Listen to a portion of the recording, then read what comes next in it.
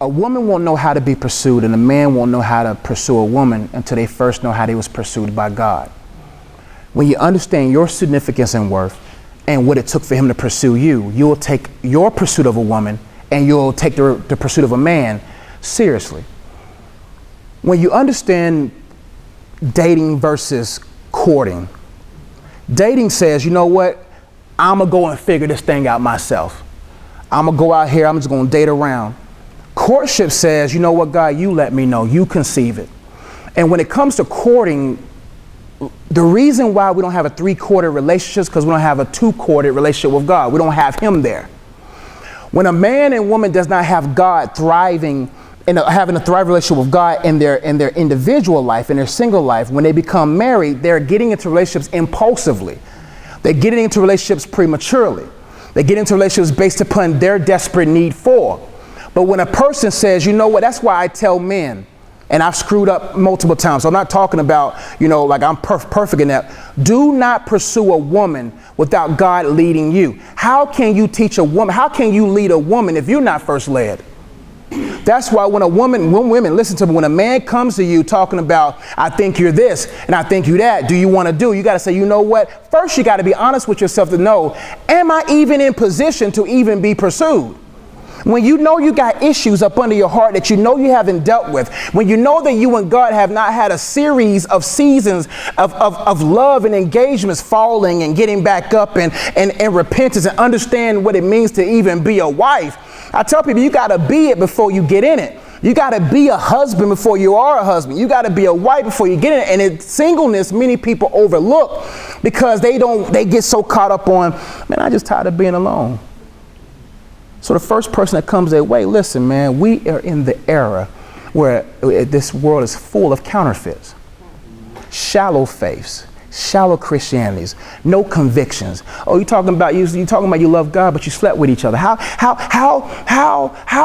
Why will you even allow a man to pursue you who's causing you to compromise what God calls you to have convictions of? Men, why are you allowing these women access to your hearts when you know that person is not sustainable to even push your vision anywhere? You got to have enough self-esteem in yourself to say, you know what, God, I'm actually okay with you. Because God, if you don't conceive it, I don't want to receive it. And most of us are receiving things and God's like, oh, have fun with that because I'm not in it. I want something that God is in because I'm guaranteed to fall out of love. God is the one guaranteed to keep us in love. See, when you understand that love is more than just sex and more than just attraction, more than just appearance, you know that love is a little bit more about patience. And can you see me in my ugliness? And are you willing to have me in this moment? When you understand it, you say, God, send me someone who's durable. That's why I don't get caught up in all this girl stuff and traveling, because I'm like, look, you know YouTube, Josh. You don't know Joshua Edgica Ezzy II. You don't know him. And people are drawn to you because that's why dating is so confusing, because you always present your best.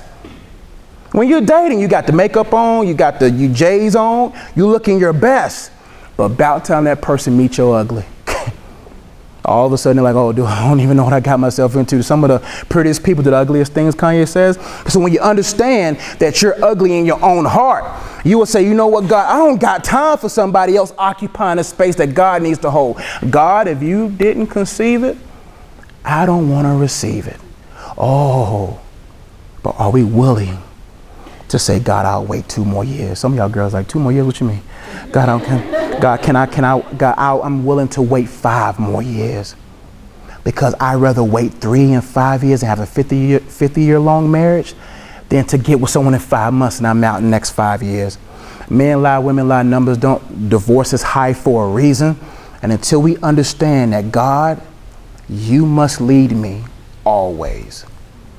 If a person's not willing to fast and pray, seek God, and say, God, is this of you? We all been in relationships where we didn't ask God nothing. If he even looks halfway cute these days, y'all looking for a black man these days? You know what I'm saying? And y'all gonna be, you know what I'm saying? So there's issues. But when it comes to like an individual, you gotta say, you know what, God?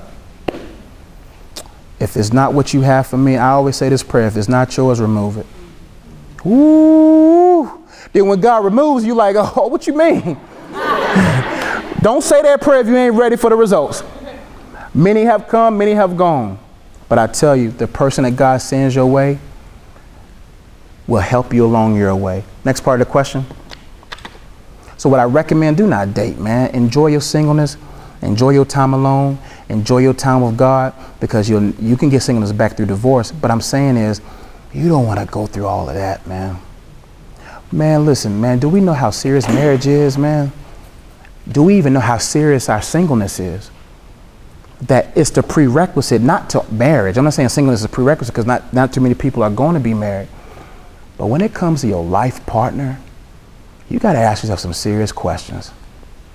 You got to look at that person and be like, what all comes with you? Because people getting married in 6 months. I'd be like, you don't even know him. He don't even know himself in 6 months. She don't even know himself. I'm like, y'all getting married so fast? Man, I'm scared. I'm not scared because I don't want it. I'm scared and nervous because, God, I can't do that without you. I have to be selfless 24/7. If she don't want to give me none, I got to actually be like, okay.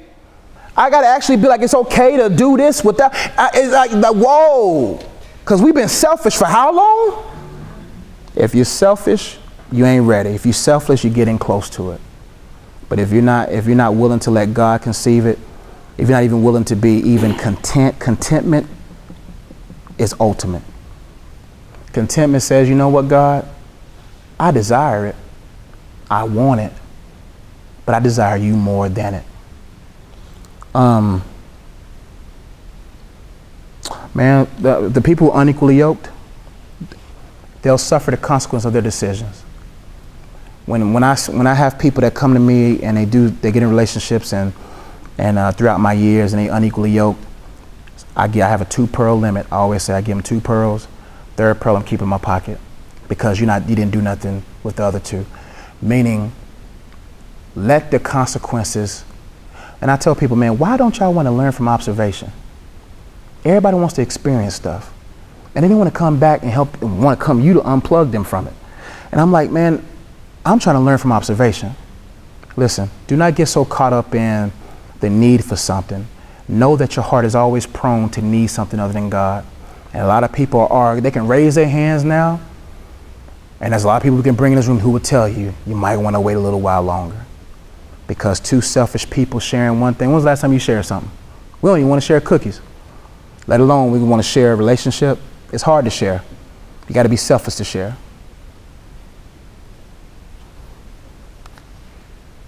Having standards. Listen, man. We ain't talking about high maintenance standards. We're not talking about being out here talking about he got to be 7'3" and 200. He can't be. It's like, look, man, you got to know what's God's standards for you. Some of them, I'm not saying that God will give you what you want as far as because he put the attraction in. He know what you like.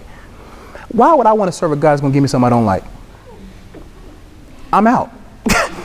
And y'all can be honest. The preacher said it. You can be honest. God is such a good, loving God. He knows what you like. My mom used to tell me when I was 16, I'd be like, Mom, I want this type of girl. My mom would be like, baby, you're going to change your mind by the time you're 30. I got to 30, changed my mind. You see what I'm saying? Because what we wanted was so superficial, was so external, that now we praying that I hope he can pray. Can she pray me through? And listen, I'd rather have a woman that will pray me through than the one that gets on my nerves. If that woman can't pray and that man can't pray, check out. I'd rather have a person that can pray me through than a person that's making it worse going through. Listen. There's nothing wrong with desiring. Listen, God will give you what you want, man. He'll package the external for you.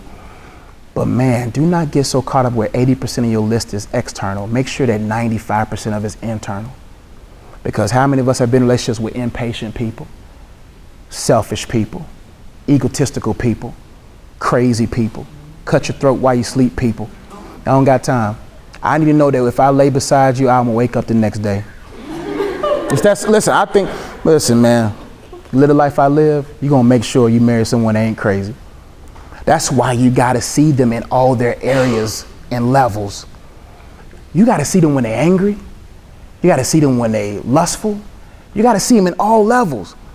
Have you seen the crazy of that person? If you haven't, don't marry him. Do something to make them do something crazy so you'll know if you should marry. If they reach for the knife first, you might want to get out. My mom said, God will give you a wife, not a knife. And she ain't going to give you nobody that's going to stab you. Listen, if she go for the knife first, she crazy. She ain't submitted herself wholeheartedly to God. If he's throwing bows, he's swinging. If he even balls up his fist, he ain't ready. You need one of the fruit of the Spirit is self-control. You want someone who is self-controlled. You can push that button, they won't even swing a fist. If that man swing on you, it's time to go. I don't care if you say it was an accident. Nah, we ain't ready. If she talking about grabbing a knife, talking crazy, like, look, you ain't ready because I need to wake up tomorrow. It's 8:35. I'm gonna get you guys out of here. If there's any questions in the room,